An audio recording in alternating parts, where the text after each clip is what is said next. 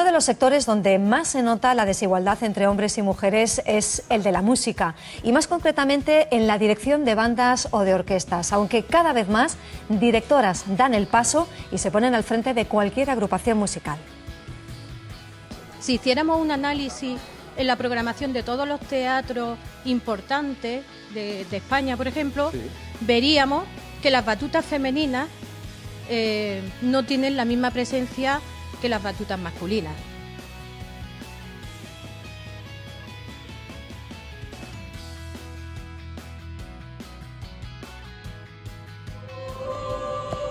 Soy Casia, una mujer nacida en la antigua Constantinopla, actual Estambul, en el año 810. Durante mi adolescencia, la controversia entre las iglesias de Roma y Constantinopla repuntó. Había quienes querían rendir culto a las imágenes sagradas y quienes lo consideraban una herejía. Yo ayudé a muchos monjes y personas que querían rendir culto a las imágenes, y ese fue el motivo de mi exilio. En el año 843 fundó un convento y me convertí en su primera abadesa. Allí escribí la mayoría de mis obras, que sobre todo himnos que se utilizaron en la liturgia cristiana. Cuenta la leyenda que fui elegida para ser desposada con el emperador Teófilo, pero que en el cuestionario público no entendí bien una pregunta que se me formuló. Era que si me interesaban de alguna forma las mujeres, y yo respondí que efectivamente sí, que prefería a la mujer más grande que nunca hubiese nacido, refiriéndome a la Virgen María. Esto supuso mi anulación como candidata a ser esposa del emperador Teófilo. Es el momento en el que fundo mi convento y me dedico expresamente a componer y escribir. Una vez, cuando estaba escribiendo el himno de Cassiani, que se canta el miércoles santo, me enteré de que Teófilo venía a verme al convento. Yo me escondí detrás de la puerta, no quería que turbara mis sentimientos religiosos ya a esas alturas. Es cuando veo cómo se acerca, lo vi entrar, buscarme y llorar por no encontrarme. Se acercó a la mesa donde estaba escribiendo mi himno, lo leyó y terminó de escribir. Teófilo se fue sin volver a verme una vez más antes de morir. Y yo también lloré al ver mi himno acabado. En la actualidad, mis himnos también se utilizan hoy en día, ya que están compuestos y escritos. Forman parte principalmente de la liturgia de la Iglesia Ortodoxa Oriental. Y morí en el año 867.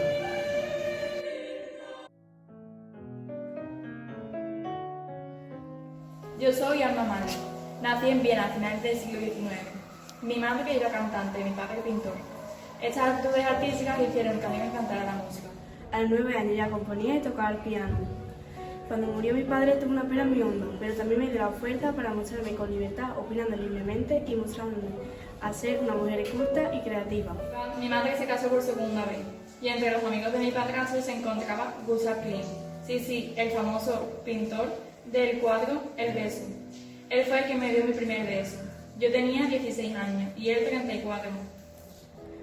Si el cuadro lo pintó antes o después de aquello, o es algo que os deja a vuestra imaginación o creencia. Me casé con el compositor Gustav Mahler. Eso fue parte del abandono de la música. Él me decía que yo me tenía que dedicar a las labores del matrimonio y la crianza de nuestras hijas, que para trabajar y componer ya estaba él.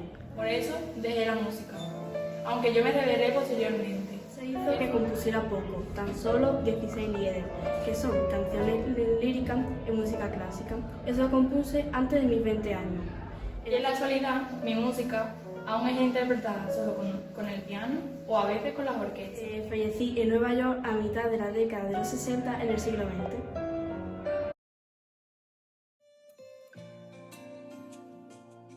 Me llamo Susan Chiani.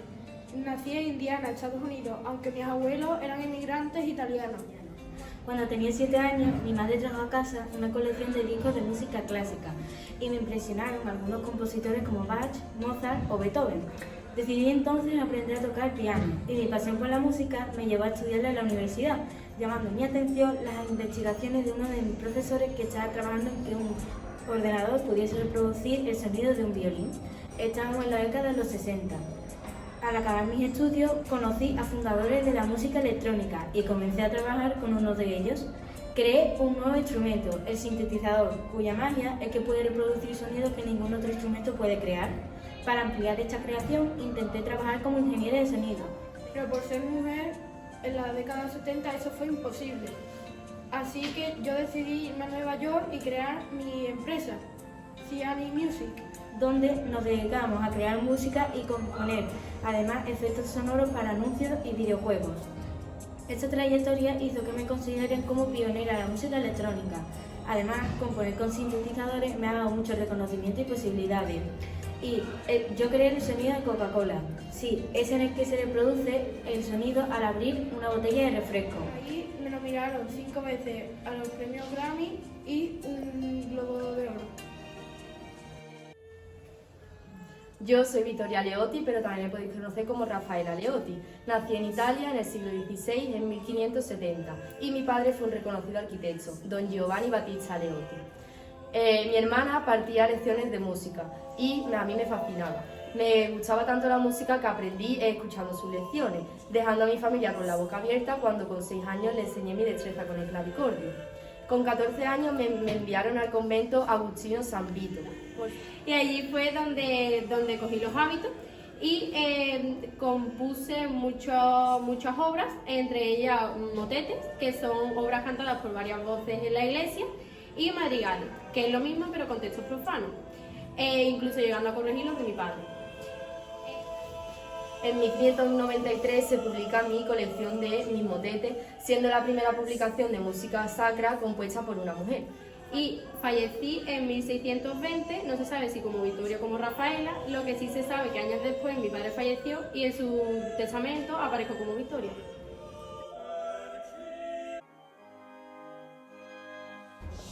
Yo soy Etelesmi, nací en Londres en 1858.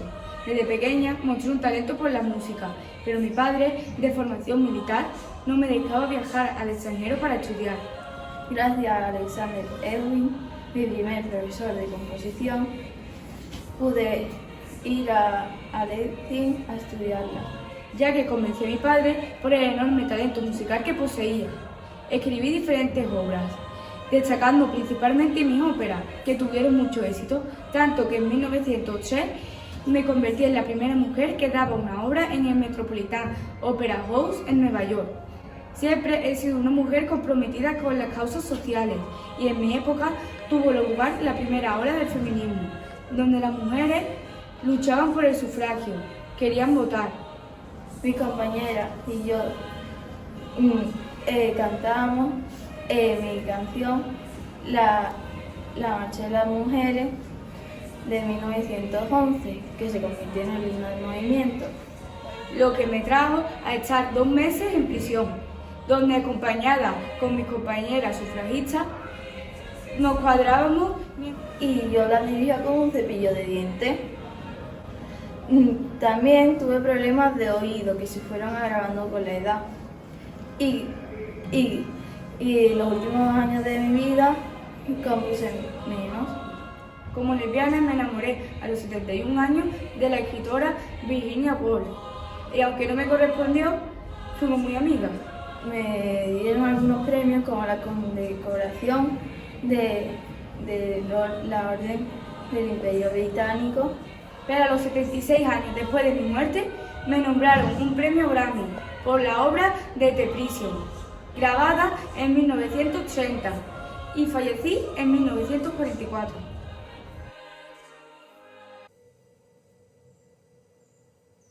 Yo soy una compositora actual, contemporánea de vuestro tiempo. Mi nombre es Reyes Oteo y, aunque nací en Sevilla en 1982, actualmente resido en Málaga. Aparte de compositora, también soy luthier electrónica, es decir, que invento y creo instrumentos musicales interactivos. Soy un artista que compagina la tecnología con el arte y la naturaleza, desarrollando también con elementos como por ejemplo el fuego, la humedad, la luz, las plantas, los animales, incluso hasta la propia ropa. Mi campo es la interpretación electrónica a través de esos instrumentos. Mi mundo sonoro se basa en crear fantasía y hasta la fecha he creado 67 obras sinfónicas y electrónicas. Mi imaginación vuela cuando, por ejemplo, veo la hoja de un árbol y veo cómo la luz traspasa y conduce esta. Ahí creo un instrumento electrónico en mi cabeza y después lo transformo en sonido.